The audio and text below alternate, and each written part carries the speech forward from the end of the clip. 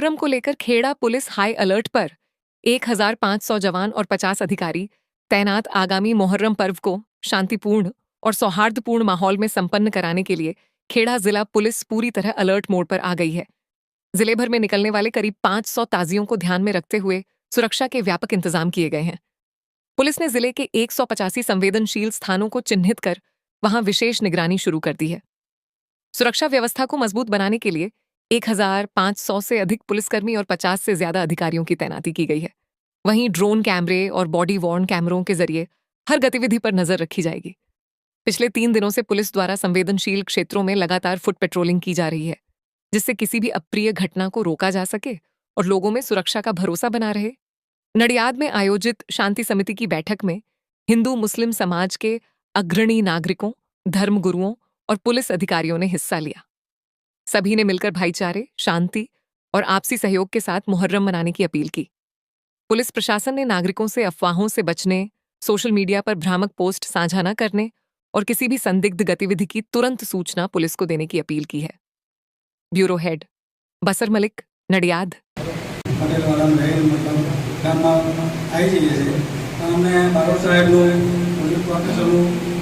Support મળે છે અને સાહેબનું હાર્દિક દિલથી સ્વાગત કરું છું। ત્યાર પછી અહીંયા ઉપસ્થિત દરેક આગેવાનોનું આજે કાર્યક્રમમાં ઉપસ્થિત અમારા ડિવિઝનના ડીવાયએસપી સાહેબ શ્રી નિર્મલ કે રથયાત્રાની બેઠક મારી પોલીસ સ્ટેશન હાજરી હોય જ, અને જ્યારે પણ કોઈ તહેવાર હોય તો તહેવારમાં મારી ફૂલ ટાઈમ ડ્યુટી હોય સ્ટાફ જોડે। એટલે તમે બધા મનથી પરિચિત છો। હું તમારા नहीं लगती साचू एवं कशो तो तात्कालिक गोठ्यो जे कार्यक्रम गर्मी लागी छे तो બધા જ લોકોને આ કાર્યક્રમનો ટેન્શન પહેલા હતું પણ ને, અને હવે તમારે બિલકુલ ટેન્શન લેવાની બિલકુલ જરૂર છે નહીં।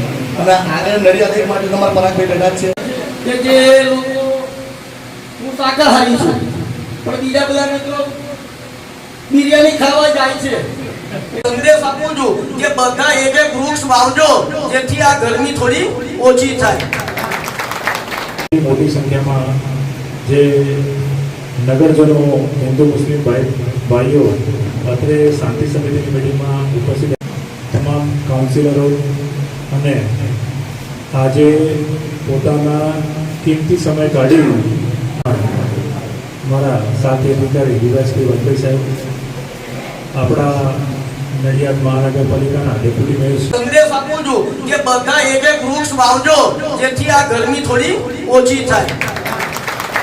ટેન્શન પહેલા હતું પણ ને, અને હવે તમારે બિલકુલ ટેન્શન લેવાની બિલકુલ જરૂર છે નહીં। અને આગળ નડિયાદ એક માટે તમારા પરાગભાઈ બેઠા છે શ્રી વિજયભાઈ પટેલ સાહેબ।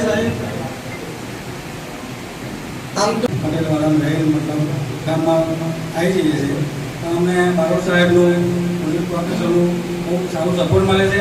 અને આપણા ખેડા જિલ્લામાં આગામી 25 અને 26 તારીખના રોજ મોહરમનો જે તહેવાર ઉજવવાનો છે એ બાબતે ખેડા પોલીસની તૈયારીઓ પૂરી થઈ ચૂકી છે। બંદોબસ્ત જોવા જઈએ તો લગભગ 1500 જેટલી પોલીસ અને 50 જેટલા અધિકારી એ બંદોબસ્તમાં હાજર રહેશે। આપણે ડ્રોન, બોડી વોર્ન કેમેરા, લાઠી, હેલ્મેટ સહિતનો જે તમામ તૈયારીઓ કરવાની છે એ તમામ કરી લીધેલી છે।